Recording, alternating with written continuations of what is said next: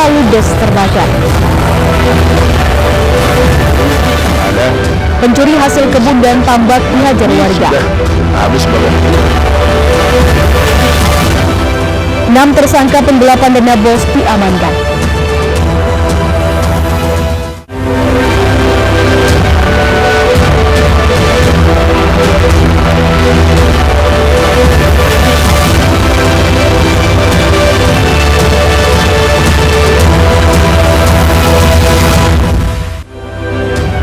Selamat pagi pemirsa, iNews Sumut kembali menyapa Anda.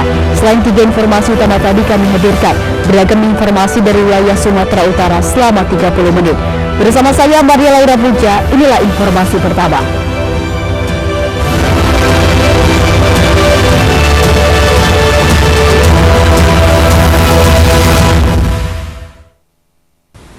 Pemirsa, sebanyak 7 unit rumah yang dijadikan sebagai lokasi usaha Selasa malam ludes terbakar di Simpang Martubung, Kota Medan, Sumatera Utara. Salah seorang pemilik rumah yang tiba di lokasi menangis histeris melihat tempat usahanya dilalap api.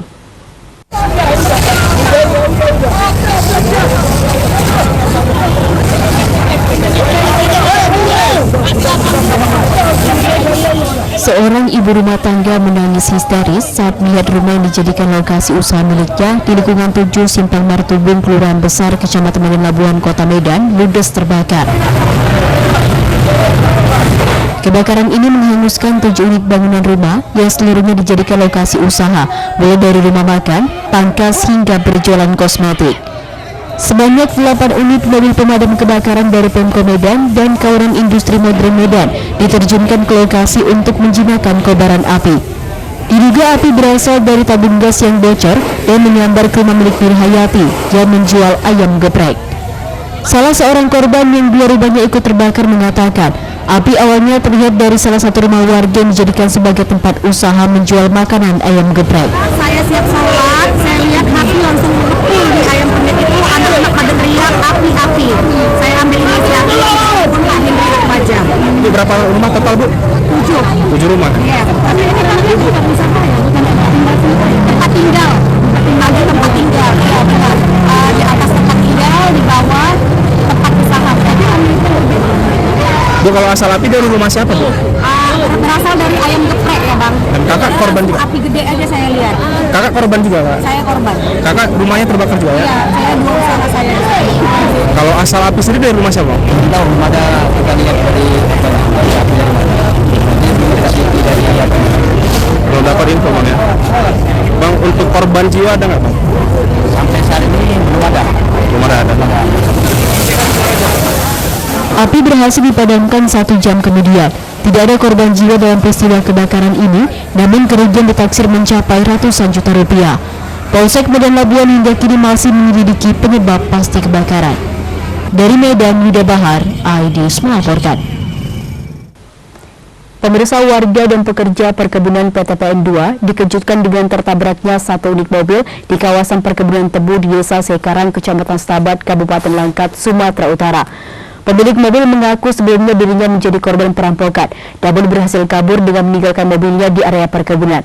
Korban juga mengaku pelaku pembakaran mobilnya adalah para pelaku perampokan.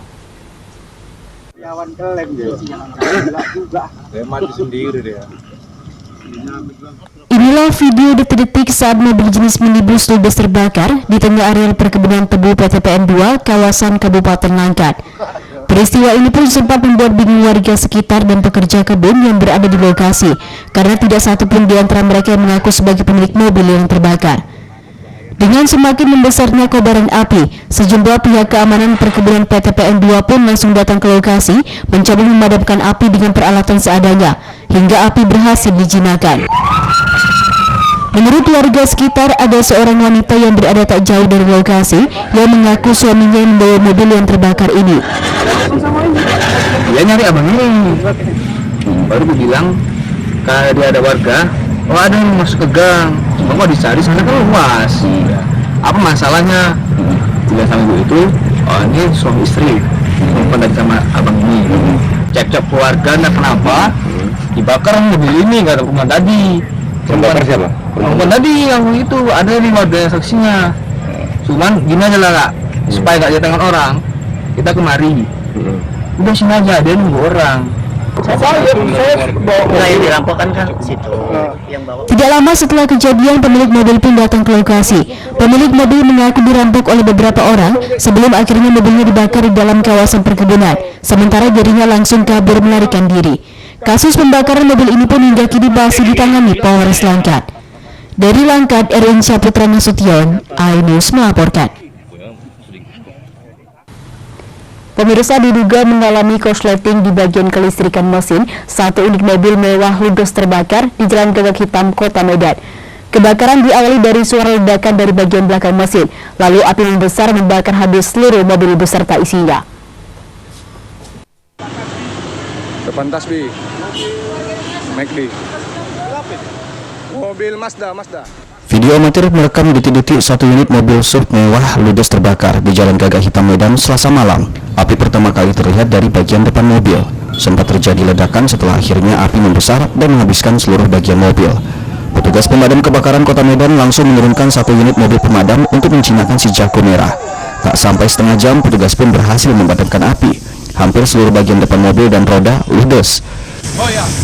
Bang, kayak mana tadi kejadian kebakar mobil ini, Bang? Ya waktu pas kejadian bakar pelan-pelan orang langsung lari baik putih. Oh iya. Api pertama kali dari mana, Bang? Dari depan. Dari arah Kayaknya mesin. dari radiator kayaknya. Radiator. Kalau yang bawa mobilnya, Bang, berapa orang ada, Bang? Satu orang. Perempuan atau Kayaknya laki-laki? satu orang bang ya. Kayaknya persis satu orang. Perempuan laki-laki tadi, Bang? Laki-laki. Laki ya? Tahu ini, Bang, warga mana yang punya? Nggak tahu ya? Tahu yang punya warga mana? Tadi banyak yang bilang orang Tasbih satu. Orang Banyak komplek bilang. ya? Komplek. Beruntung tak ada korban jiwa dalam peristiwa kebakaran ini. Sementara pengendara mobil berhasil keluar saat kebakaran terjadi. Namun pengendara mengalami kerugian materi ratusan juta rupiah. Dari Medan, Ahmad Ridwan Nasution, iNews melaporkan.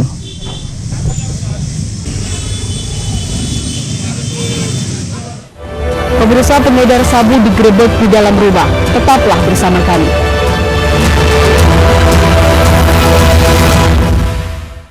Mengupas makna dan tafsir Al-Quran bersama ulama terkemuka tanah air. Qaumum min qaum khairun minal yadis sufla. Nggak bakal bisa dibayar oleh dunia dan seisinya. Jelas, lugas untuk kehidupan sehari-hari. Di antara yang merusak hati adalah buruk sangka. Wa aqimus salah wa atuz zakah. Itu pun sejajar dengan jihad fisabilillah. Cahaya Hati Indonesia, Sabtu dan Minggu pukul 12 siang di iNews.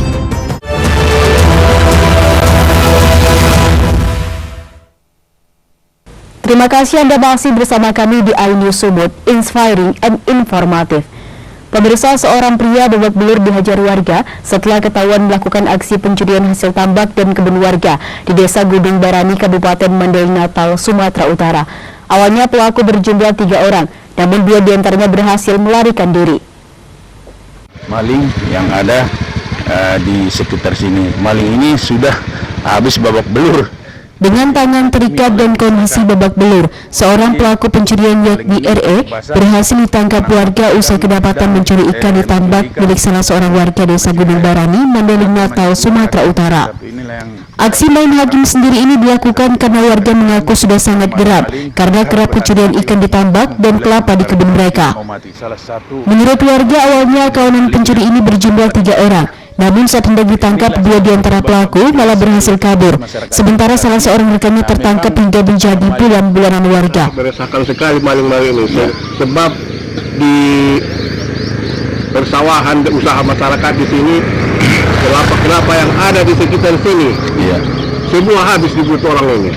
Dari warga semua sudah resign semua, terutama penduduk Gunung Barani dan Gunung Tua. Jadi benar warga mengamankan seorang pria yang diduga melakukan pencurian ikan di salah satu kolam warga. Selanjutnya pria tersebut diamankan dan dihakimi. Oleh karena itu kami menghimbau kepada masyarakat apabila menemukan hal-hal seperti ini untuk tidak melakukan atau menghakimi, lebih baik langsung serahkan ke Polres Mandailing Natal untuk diproses sesuai dengan hukum yang berlaku. Usai dihakimi warga, pelaku yang mengalami luka parah langsung dibawa ke rumah sakit sebelum diamankan ke Mapolres Mandailing Natal. Dari Mandailing Natal, Ahmad Hussein Lubis, iNews melaporkan. Pemirsa, unit Reskrim Polsek Pulau Raja Kabupaten Asahan berhasil meringkus pengedar narkoba jenis sabu di salah satu rumah di Desa Rawasari, Kabupaten Asahan, Sumatera Utara. 5 orang pria berikut barang bukti 40 gram sabu beserta timbangan digital berhasil diamankan dalam penggerebekan ini.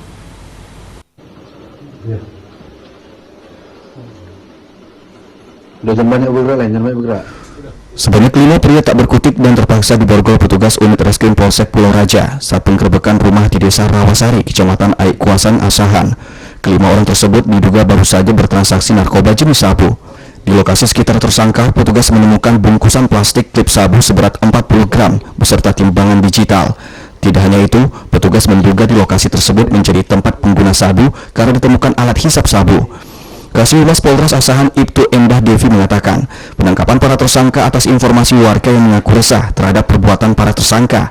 Petugas yang melakukan penyelidikan langsung ke lokasi dan menangkap para tersangka. Benar pada saat itu dilakukan pengamanan terhadap 5 orang tersangka yang diduga pengedar sabu di sebuah rumah, dan setelah digerebek ternyata tersangka tersebut menggunakan sabu dan mengedarkan sabu. Setelah itu dilakukan penyelidikan dan dibawa ke Polres Asahan. Terhadap 5 tersangka dan barang bukti kini langsung diserahkan ke Sat Narkoba Polres Asahan guna penyelidikan dan penyidikan lebih lanjut. Dari Asahan, Ulil Amri, iNews melaporkan.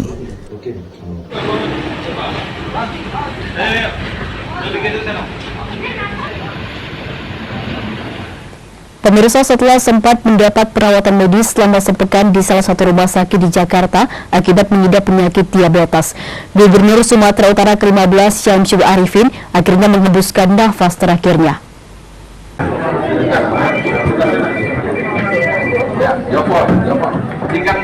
Mantan Gubernur Sumatera Utara ke-15 Syamsul Arifin menghembuskan nafas terakhir dan tutup usia 71 tahun. Syamsul Arifin menderita sakit gula dan sudah mendapatkan penanganan operasi di rumah sakit di Jakarta.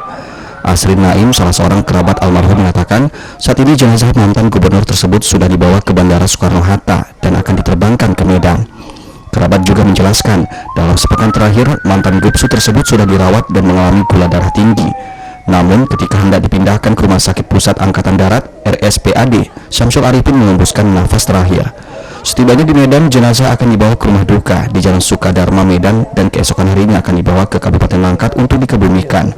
Memang belakangan beliau mengalami sakit, kami duga ini karena naiknya kadar gula darah beliau sampai buka kakinya, dan ini yang diobati di Medan, terakhir di Rumah Sakit Pusat Angkatan Darat. Tadi di situ dia meninggalnya. Sempat dah dioperasi juga kakinya, jari-jarinya itu luka memang. Kalau setahu kami dan informasi yang kami terima pun yang layak dipercaya, memang kadar gula darahnya meningkat belakangan ini. Dia rasa belakang ini kurang sehat lah nampaknya. Udah berapa lama nih Pak mendapatkan perawatan di rumah sakit? Seminggu lah dia rumah sakit seminggu di rumah sakit. Tadi dapat kabar kita jam 12.40 ini saya ini sama nih adik ini sama mewakili Pemkab Langkat, Pak Sekda Langkat. Insyaallah juga ini kami sampaikan juga. Tadi kami baru bicara dengan Bupati Langkat, Pak Haji Sahamudin Adi Almarhum, bahwa jenazah malam ini pukul 6 atau 6.30 berangkat dari Jakarta sampai ke bandara, disemayamkan di rumah sini, di rumah Medan ini di RSPM ini. Insya Allah jam 6 kita bawa ke Berandan, ke rumah beliau. Semayamkan di rumah sana. Dikebumikan di Langkat. Diketahui Syamsul Arifin menjabat Gubernur Sumatera Utara sejak 16 Juni 2008 hingga 21 Maret 2011. Syamsul diberhentikan akibat terjerat kasus korupsi pada 21 Maret 2011. Syamsul adalah Gubernur Sumatera Utara pertama yang terpilih melalui pemilihan umum secara langsung. Dari Medan, Ahmad Ridwan Nasution, iNews melaporkan.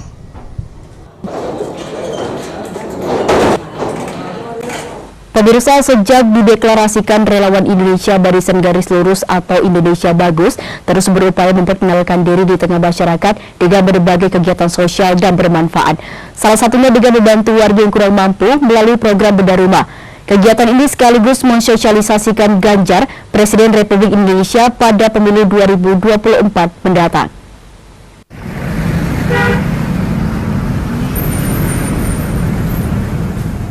Dewan Pimpinan Wilayah Indonesia Barisan Garis Lurus atau DPW Indonesia Bagus DKI Jakarta yang dipimpin Sawaluddin Tule terus melakukan berbagai kegiatan sosial. Salah satunya adalah program Bedah Rumah terhadap warga kurang mampu di Desa Jaharun B, Kecamatan Galang, Kabupaten Deli Serdang.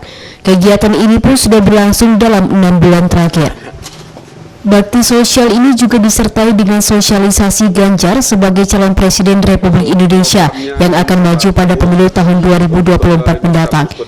Kepada warga Provinsi Sumatera Utara, khususnya di Desa Jaharun B, Kabupaten Deli Serdang, yang merupakan kampung halaman Sawaluddin Tule. Menurut Ketua DPW Indonesia Bagus DKI Jakarta, Sawaluddin Tule dalam kurun waktu 6 bulan terakhir, pihaknya sudah melakukan bedah rumah terhadap 7 kepala keluarga kurang mampu di Desa Jaharun B, Deli Serdang. Selain memberikan bantuan bedah rumah gratis, warga juga mendapat bantuan sembako beras dari Ketua DPW Indonesia Bagus DKI Jakarta, Sawaluddin Tule. Bedah rumah dan penyaluran bantuan ini pun cukup mendapat apresiasi dari warga dan Kepala Desa Jaharun B, Jarno. Ini program Indonesia Bagus itu, yaitu program peduli bangsa, ini melakukan bedah rumah di Desa Jaharun B, Kecamatan Galang, Kabupaten Deli Serdang. Ini sudah berlangsung selama 6 bulan yang lalu, dan ini sudah ada 6 rumah yang sudah jadi. Ini rumah ke-7. Insya Allah akan dimulai hari ini sampai dengan selesai. Ini program yang berkesinambungan, mungkin nanti setelah Bapak Ganjar yang kami dukung menjadi presiden, ini akan dilanjutkan untuk ke program-program kepedulian ini. Ya, ini memang program yang akan kita tawarkan nanti melalui Indonesia Bagus ke seluruh Indonesia. Jadi ini program yang untuk rumah layak huni bagi seluruh masyarakat Indonesia. Ini yang kebetulan kampung halaman saya di Desa Jaharun B ini, Kecamatan Galang, ya alangkah baiknya kita mulai dari sini, ini sampling daripada program-program beliau. Indonesia Bagus! Ganjar, Ganjar, Ganjar menang! Saya Kepala Desa Jaharun B mengucapkan terima kasih kepada Bapak Sawaluddin Tule selaku Ketua DPW Indonesia Bagus DKI Jakarta yang telah membantu warga yang kurang mampu untuk bedah rumah yang dulunya nggak layak huni, sekarang jadi layak huni, serta memberi bantuan berupa sembako. Dengan adanya bantuan 7 unit bedah rumah dan bantuan sembako untuk masyarakat kurang mampu di Desa Jaharun B, Kecamatan Galang, Kabupaten Deli Serdang, Sumut ini, DPW Indonesia Bagus DKI Jakarta berharap masyarakat ikut mendukung perjuangan Indonesia Bagus untuk memenangkan Ganjar sebagai Presiden Republik Indonesia tahun 2024 mendatang, sehingga program bedah rumah ini dapat berkelanjutan sebagai upaya pengentasan kemiskinan. Dari Deli Serdang, tim iNews melaporkan. Pemirsa, aksi pencurian motor terekam CCTV. Tetaplah bersama kami.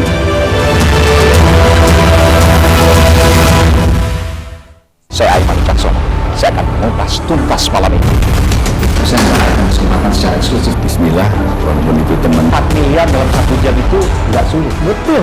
The Prime Show with Aiman setiap Rabu pukul 8:30 malam. Saya Prabowo Revolusi, kita berbagi cerita. Rupanya konspirasi itu ini. Iya. Apakah jadi capres? Kita setuju. Betulnya, saya ini untuk menjadi presiden, saya harus siap. Konspirasi Prabu setiap Rabu pukul 9:30 malam.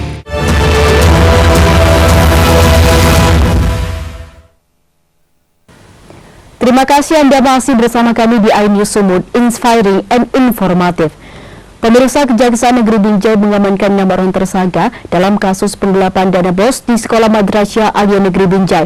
Pasalnya akibat peristiwa ini negara diduga mengalami kerugian mencapai 1 miliar lebih yang dilakukan sejak tahun 2020 hingga tahun 2022.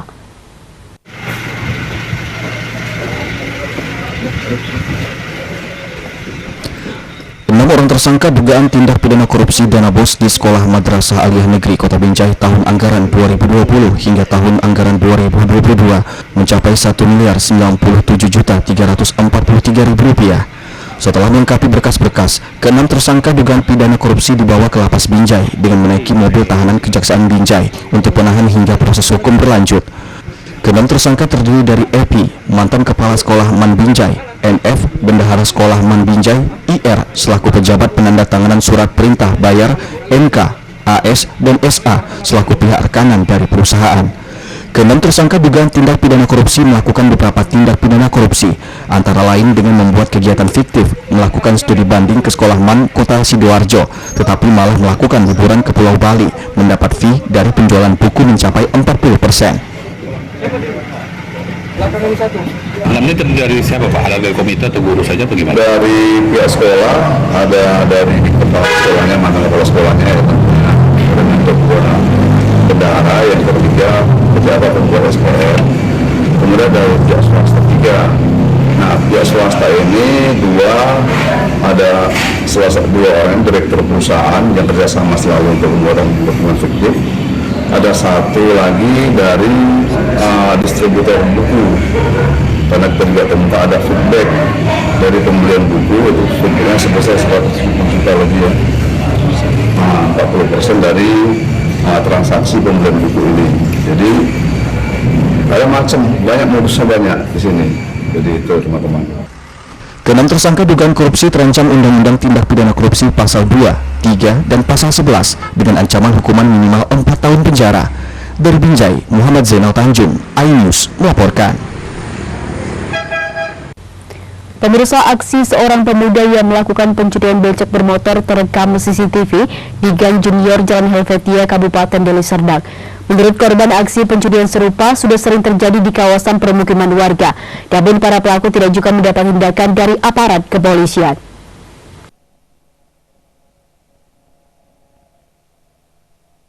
Aksi pencurian yang dilakukan seorang pemuda terekam CCTV di permukiman warga, tepatnya di Gang Junior Dusun 2A, Pasar 6 Helvetia, Deli Serdang, Sumatera Utara.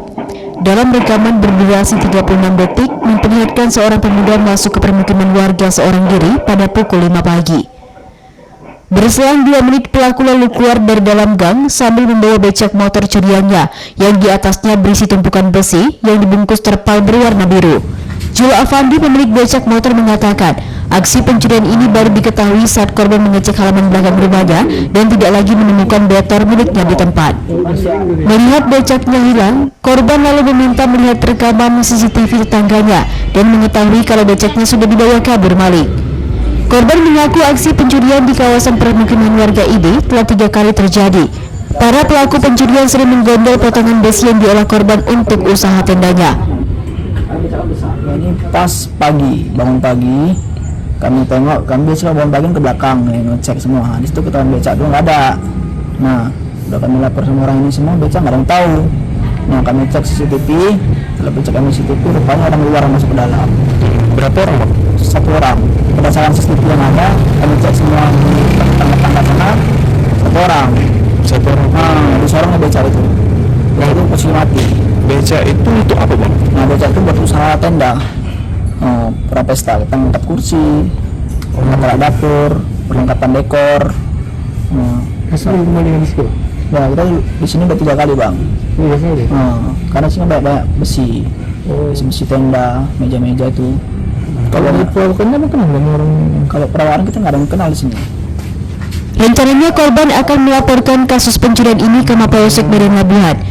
Korban berharap pelaku dapat ditangkap dan becak motor dan besi yang dicuri dapat kembali pelaku untuk keperluan usaha korban. Dari Medan, Yuda Bahar, iNews melaporkan.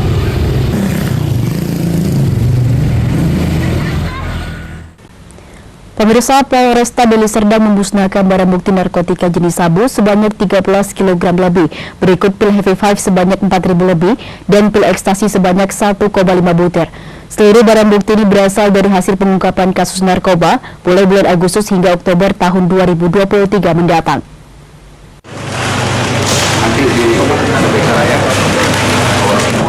Sebanyak 13 kg lebih narkotika jenis sabu, berikut pil Heavy 5 sebanyak 4.000 lebih, dan pil ekstasi sebanyak 1,5 butir dimusnahkan di halaman Polres Deli Serdang. Pemusnahan dilakukan dengan cara direbus ke dalam air mendidih lalu dibuang ke septic tank, sedangkan bungkusannya langsung dibakar.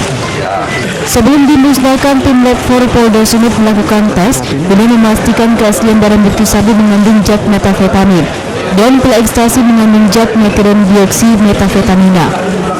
Kapolresta Deli Serdang AKBP Rafael Sandi Cahya Priyambodo mengatakan, pemusnahan barang bukti narkoba itu adalah wujud transparansi proses penyidikan kepada masyarakat supaya tidak ada penafsiran yang tidak baik. Hal itu juga merupakan salah satu program Kapolda Sumut yang mengatakan narkoba adalah musuh bersama. Kejahatan tidak pidana narkoba itu adalah kejahatan yang sindikat dan itu rata-rata terputus sekolah. Nah, bagaimana kita melakukan pengungkapan jaringan tersebut itu adalah strategi yang harus kita laksanakan bersama seperti itu, khususnya pihak kepolisian. Memang banyak pengungkapan itu menjadi bahan dasar yang harus kita analisa dan kita pelajari seperti itu. Nah, kesinambungan, kerjasama, kolaborasi tidak hanya polisi saja, ada APSEC ataupun penguasa otoritas bandara, terus ada custom ataupun bea cukai. Baik itu dari pihak kepolisian, kita harus bersinergi, kita harus sepakat bahwa ini adalah musuh bersama. Pemusnahan itu turut dilakukan perwakilan Bupati Deli Serdang Ari Mulyawan Simatupang dan Dim 0204 Deli Serdang Letkol Cekjadi Yoga Febianto, Kepala BNNK Deli Serdang Kombes Pol Muhammad. Dari Deli Serdang, Amiruddin, iNews melaporkan.